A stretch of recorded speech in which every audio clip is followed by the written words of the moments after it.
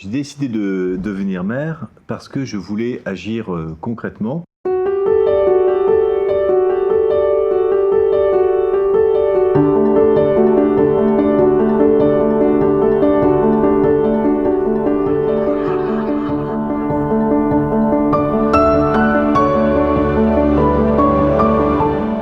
Politique, c'est un combat pro-européen et c'est un combat contre les replis identitaires, contre les replis nationalistes.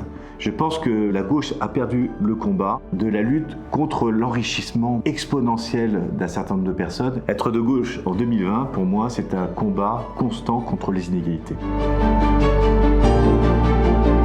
Ma ville de Coulennes a historiquement un taux de logements sociaux élevé, puisque nous avons le taux de logements sociaux le plus élevé de la région des Pays de la Loire, à savoir 50%. Mais dans cette ville, nous avons réussi à faire quelque chose d'un peu nouveau. Nous n'avons pas ici à Coulennes de police municipale et pourtant nous avons un taux de criminalité, de délinquance et de cambriolage très largement inférieur à la moyenne nationale. Vous avez fait du bon boulot. C'est gentil, merci beaucoup. Merci.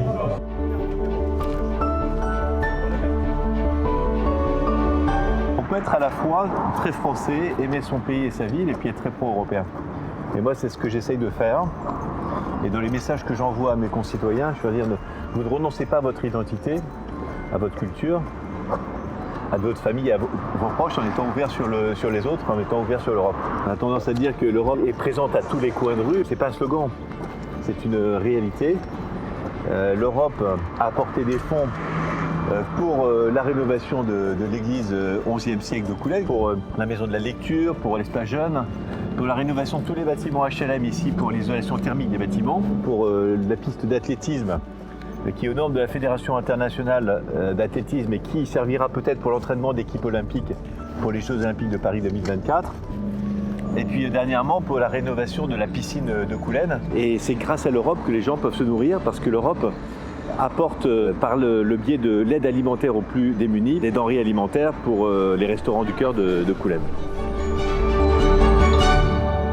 J'ai décidé de devenir maire parce que je voulais agir concrètement. Je voulais faire de Coulennes un petit peu un exemple de ce que l'on pouvait faire dans le domaine de l'éducation, dans le domaine de la cohésion sociale et aussi de l'embellissement de la ville. C'est pour toutes ces raisons, à la fois des raisons politiques, et puis aussi la volonté de pouvoir faire le lien entre mes convictions et l'action concrète sur le terrain.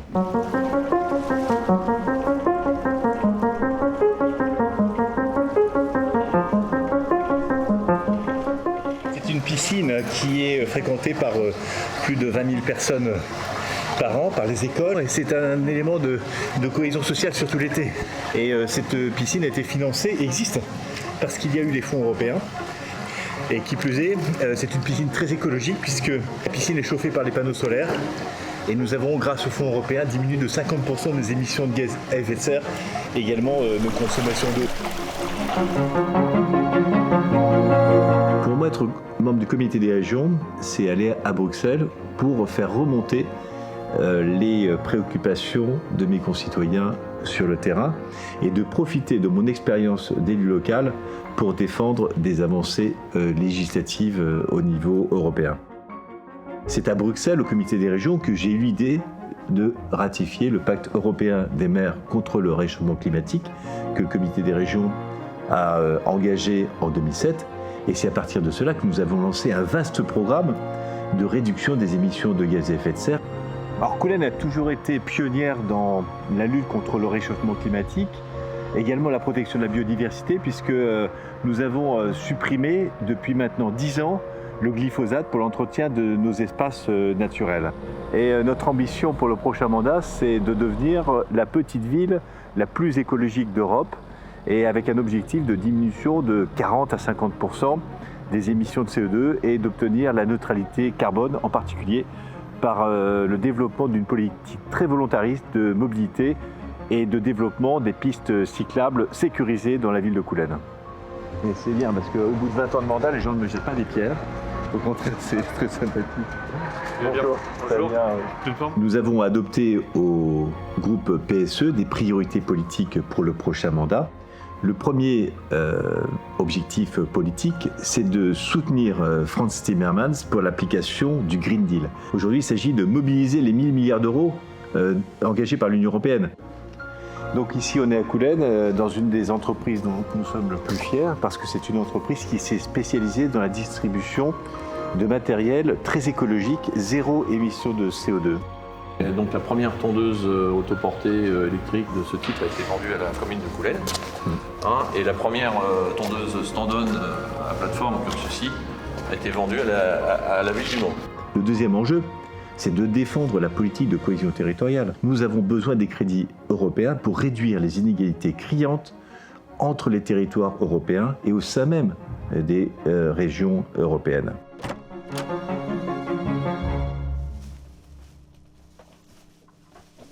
Bonjour, Bonjour, monsieur Rion. Voilà, on vient encore visiter le chantier d'insertion. D'accord. On va visiter? Oui, Merci. on va visiter. Donc c'est un chantier d'insertion. On travaille sur les collectes de vêtements. On récupère les vêtements dedans de particuliers, parfois des associations. Après on trie et tout ce qui est vendable et tout ce qui est bien, on met en boutique à prix bas. Tout ce qui n'est pas vendable, tout ce qui est un petit peu usé, on récupère le mercerie, tous les boutons. Ça nous aide pour faire nos retouches. Et après, on fait recycler. Voilà. L'Europe finance ce chantier d'insertion, finance le salaire des personnes qui travaillent ici. Et donc, sans l'Europe, ce chantier d'insertion n'existerait pas. Et les personnes qui sont ici sont des personnes qui recherchent du travail, Oui. qui ont eu des parcours de vie parfois un peu sinueux et qui ont une nouvelle chance ici, qui acquièrent une expérience et qui un jour, j'espère, retrouveront du travail dans des entreprises classiques, normales, quoi. Oui. C'est à la fois social et écologique. Et on arrive à faire le lien entre le social et l'écologique. C'est ça qui est intelligent. C'est ça. Le troisième enjeu, c'est celui de l'intégration et de la régulation des flux migratoires. L'Union européenne, aujourd'hui, doit avoir une politique plus engagée et doit mettre les moyens aussi pour permettre à ceux qui sont rentrés sur le territoire européen de pouvoir participer à l'économie et de s'intégrer pour partager nos valeurs. L'Union européenne est un géant économique et un nain géopolitique. Il faut que nous inversions cette tendance et que nous soyons capables de défendre nos intérêts en Méditerranée et au-delà. Les flux migratoires ne seront pas réglés tant que l'Union européenne n'aura pas tapé du poing sur la table ou trouvé des solutions aux problèmes de la Syrie, aux problèmes de la Libye, aux problèmes de la Méditerranée. Le quatrième enjeu, c'est celui de la zone euro, de la réduction des écarts de compétitivité qui existent entre les pays de l'Union européenne et aussi de la création de nouvelles ressources propres à l'Union européenne, comme par exemple la taxe sur les plastiques, la taxe sur les transactions financières, également la taxation des multinationales qui font des profits en Europe et qui ne payent pas leurs impôts en Europe. La boulangère de Coulennes paye ses impôts ici. Apple, Google, Amazon ne payent pas d'impôts en Europe. C'est un véritable scandale. Et dernier enjeu, c'est celui de la démocratie européenne, de la citoyenneté européenne. Il faut que le comité des régions soit entendu par les États. En tant que président du groupe socialiste au comité des régions, je souhaite participer au renforcement politique du comité des régions. D'ailleurs, le mot comité est un peu trompeur parce qu'on a l'impression que le comité, c'est une petite chose. Est-ce qu'on ne pourrait pas parler du Parlement des élus locaux ou le Parlement européen des régions et des villes? Ce serait utile à l'Union européenne d'avoir une chambre qui représente les territoires et qui donnerait un ancrage local et à mon sens qui donnerait une vraie légitimité populaire à l'Union européenne.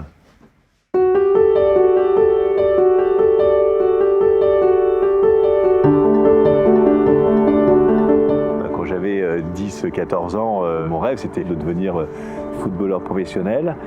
J'habitais à Nantes à l'époque, donc j'allais voir tous les matchs du Football Club de Nantes, à Saint-Étienne et autres. Et puis j'ai joué pendant 4 ans au football au collège avec un champion du monde, Marcel Desailly. Coulennes et le sport, c'est une très longue histoire, c'est une longue histoire d'amour. Nous sommes ville la plus sportive des Pays de la Loire, 28 sections, 4000 adhérents. Et le sport est un des éléments, est un des ciments de la cohésion sociale de notre ville et puis aussi du plaisir de vivre ensemble.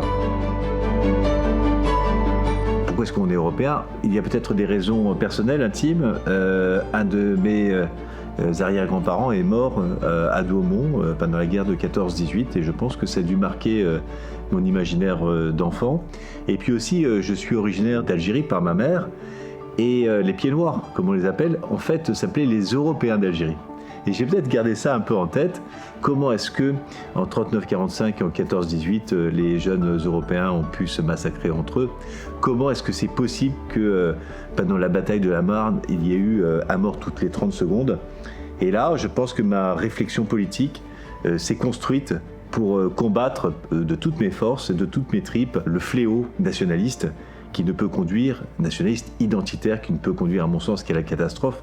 Je pense que face aux populistes, il faut parler un langage compréhensible, un langage concret, le langage de la preuve. Souvent, les populistes n'ont rien fait au plan local. Ils ont été des responsables politiques locaux lamentables. Ils ont envoyé leur ville, leur région dans le mur, on le sait en France. Donc il faut que nous nous appuyions, nous, les forces social-démocrates, de notre expérience locale, de nos élus locaux.